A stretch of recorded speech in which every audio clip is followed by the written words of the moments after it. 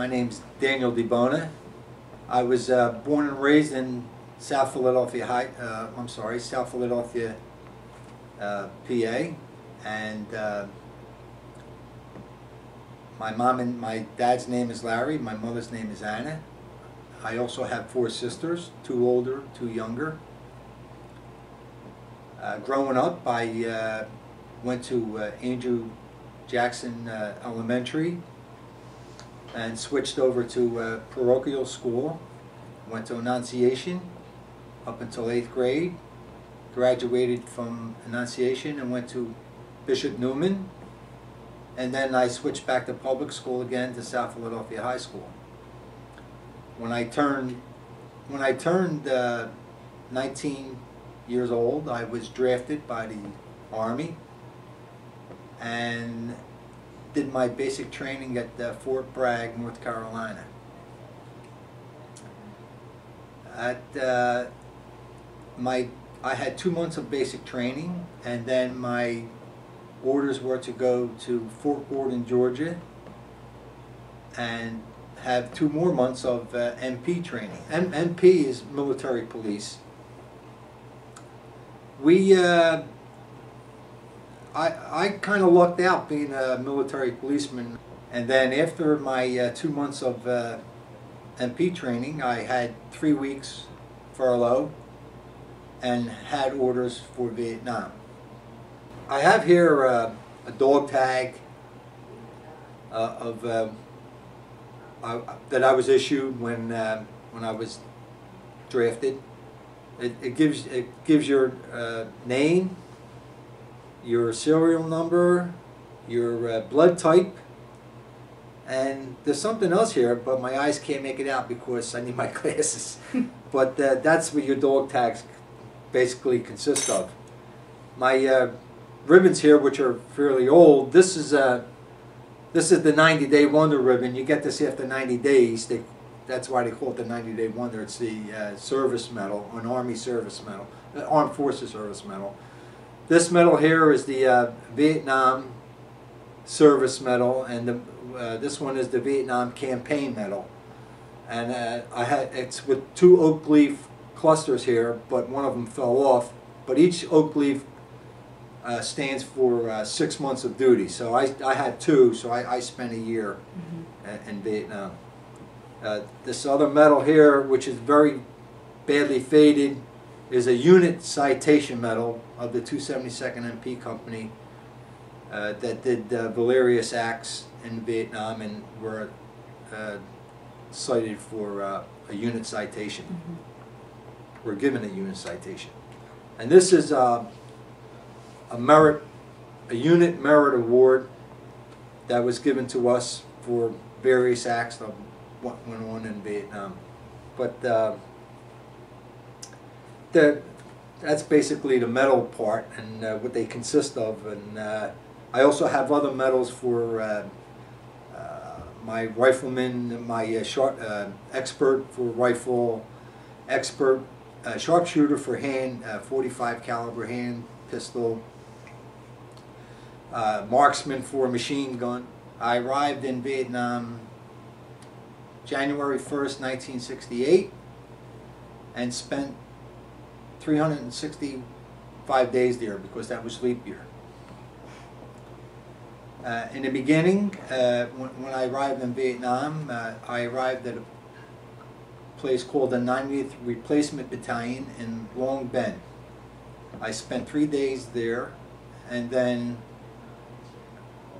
received my orders for the 272nd MP Company in Nha Trang. We hopped on a bus and they drove us to Nha Trang, and my first week in Nha Trang was really enjoyable. I thought I kind of lucked out. There were the China Sea was 4 blocks from us.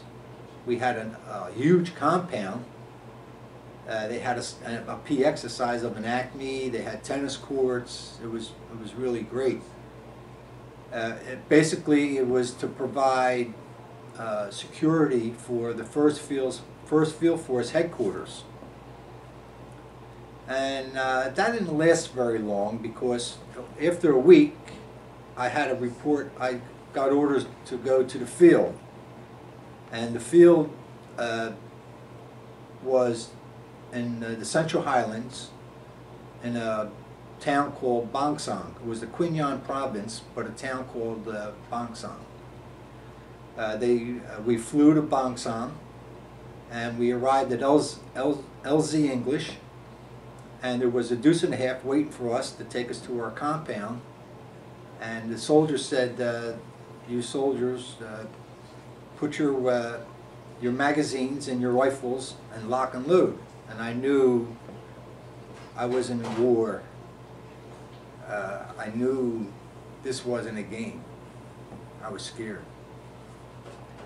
Then we drove to the compound, and I'm taking in the sights of the Highway 1 and passing by the villages, well, the village people, the hutches that they lived in, or these houses that they lived in made of tin, cardboard, and it was quite an experience. My first night there,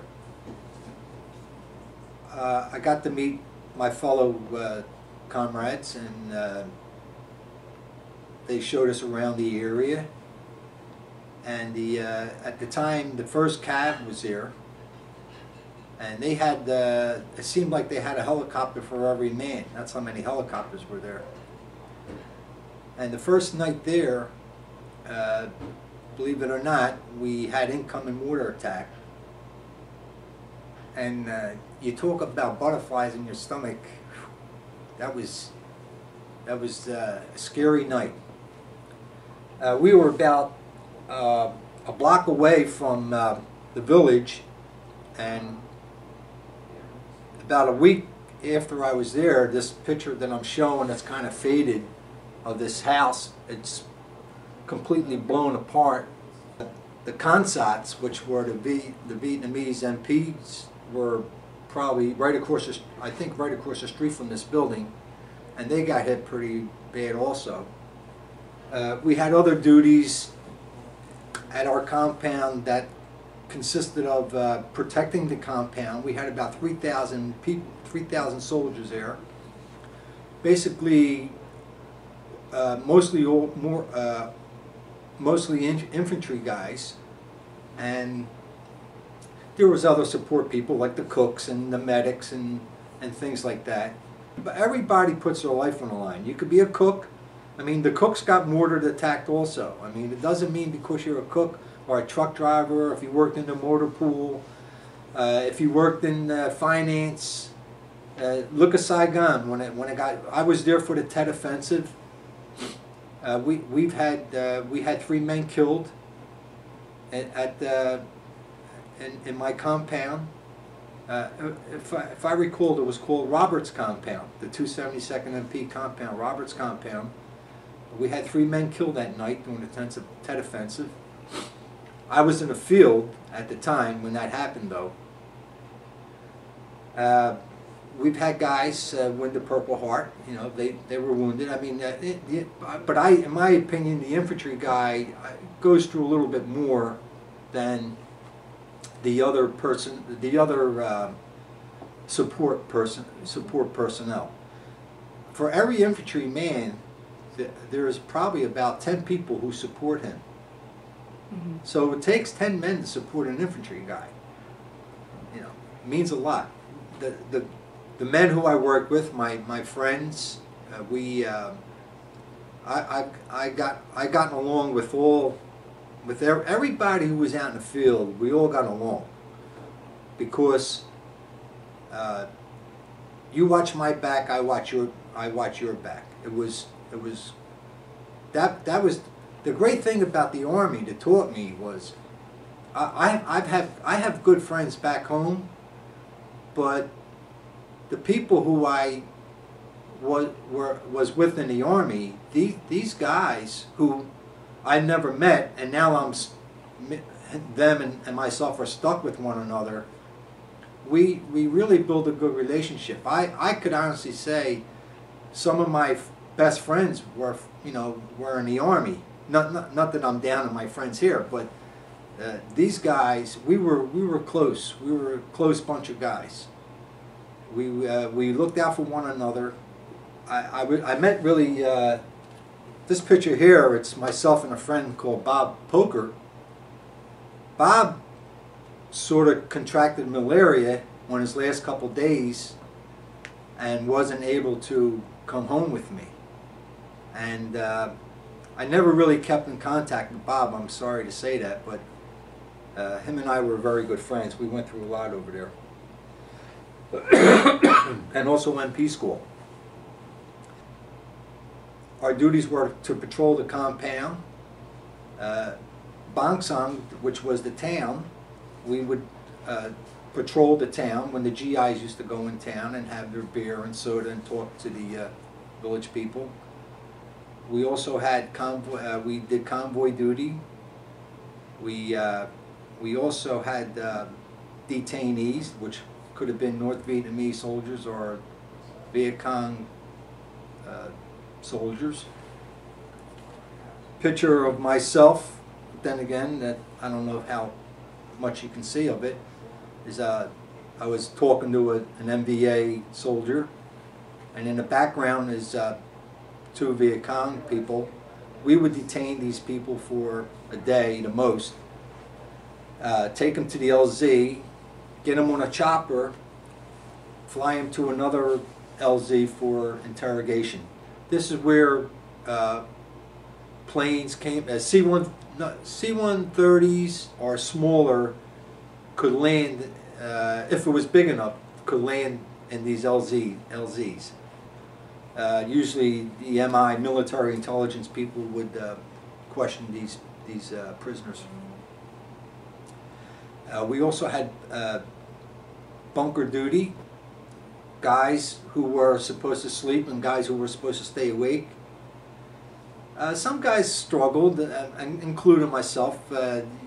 You're watching and you get tired, you know, 2 o'clock, 3 o'clock, 4 o'clock in the morning, you're tired. It's like 2 hours on, 2 hours off, you're doing this. Sometimes you shut your eyes, and when I first started there, I didn't do that. I was wide awake. And the compound was surrounded by bunkers of all infantry soldiers. And during they were maintained, or they were manned day and night. But at nighttime, it would always be 6 guys to a bunker, and during the day it would probably be about 2. At nighttime, we would always catch a lot. We would catch harassment, incoming small arms fire, and sometimes mortar attacks. Mortar attacks were basically where I was at nighttime. Any firefight that I had was basically always at night.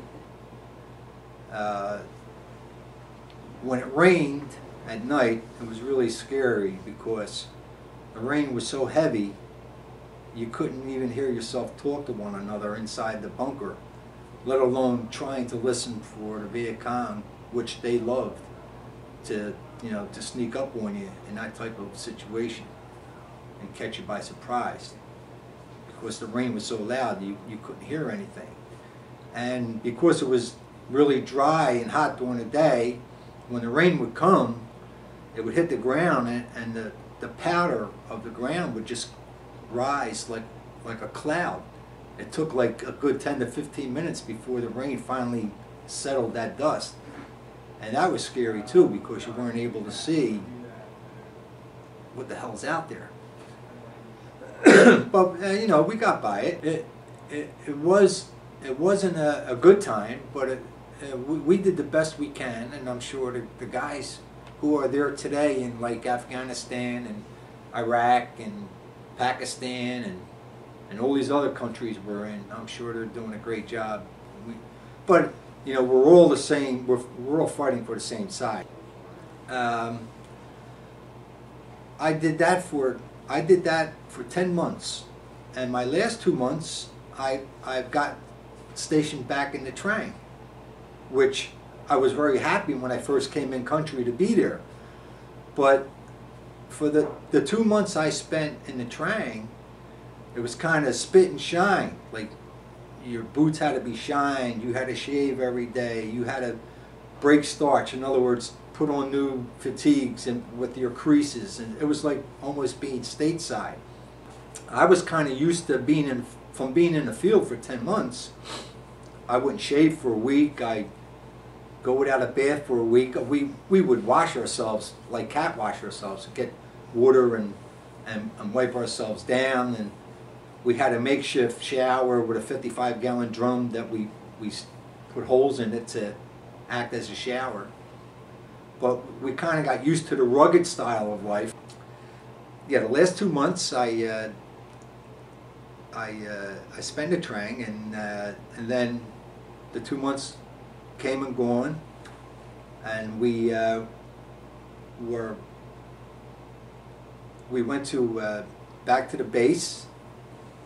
I'm sorry, back to the air base to get flown out. When I got on a plane, and we flew to Korea, and then from Korea we went to Alaska, and then from Alaska we arrived in Washington State. And when we got off the plane, there was a bunch of us kissing the ground. We were so happy to be home. When we arrived in Washington, they had a base there for the men who came home from Vietnam. They would dress you, feed you, give you the money, and get you back home as fast as they could. And I was probably there no longer than 6 hours, 6 to 8 hours. Excuse me. And when I got to the airport, I called home. It was 3 o'clock in the morning on the West Coast, but it was 6 o'clock in the morning here on the East Coast. I knew my mom and dad would still be sleeping, and my sisters. When I called, my sister answered the phone, and she got very excited. I'm getting sad. I got excited. I was very happy to talk to her. But that was such a long day. It was 6 o'clock it was 3 o'clock in the morning in Washington. By the time I got home in Philadelphia, it was 10 o'clock at night. We had a stopover at Lincoln, Nebraska, and then from Lincoln, Nebraska, we had another stop at Chicago's airport, O'Hare, whatever how you pronounce it, and then from there to Philadelphia. And I was so tired, just the flight, you know, from traveling all that time. When I got off the plane, the people were screaming, and I was like, get me home, I'm tired, I have to go to sleep. And when I got home, the whole street was decorated, family and friends were there. What a great time. The party lasted, with no lie, that party, when I got there that night, it went the whole night through, into the morning, into the afternoon, into the evening of the next day, and into the late hours again of the next day in the morning. It was like a 2-day party. It was such a wonderful time. But being in the Army was probably a good thing for me. It taught me a lot. When I was 18, I joined a machine shop, or got hired in a machine shop, and worked in the shop for about a year until I got drafted. When I got home out of the Army, I was 11 days out of the Army. I went right back to work. I went right back to the machine shop where I used to work at. And but the funny thing was, after about 10 months, I really couldn't stay still or be surrounded or be enclosed in one area for 8 to 10 hours or 12 hours a day, depending on our overtime. After 10 months, I felt like I had to go out and work on the outside. And I know Vietnam affected me that way because I just wasn't used to staying inside or being enclosed. What I gave notice to my boss, and he was very understanding, and really went into the construction business. What I mean by that was mix mortar and carry brick and carry cinder block. I worked for a contractor. I was using my back, and I didn't have a problem with that. I did that. I worked construction for about 4 years, and I wanted to do more than just be a laborer. I wanted to be the mechanic. I wanted to lay brick, lay block, build houses, build whatever, build condos, build hotels if I had to. But I wasn't, they wanted me more, this private contractor wanted me more for my labor ability than my mental ability. He didn't want my head, he wanted my back. So after 4 years of that, I said, you know, I'm going to go back to my trade. And I went back to a machinist trade and worked in a machine shop for a number of years, and met a girl.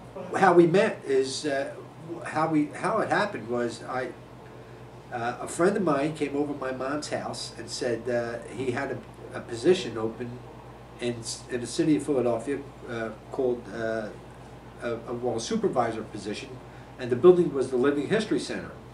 It was one of the Living History Center, the Mummies Museum, and the Afro Museum, the Black History Museum, were built for the bicentennial.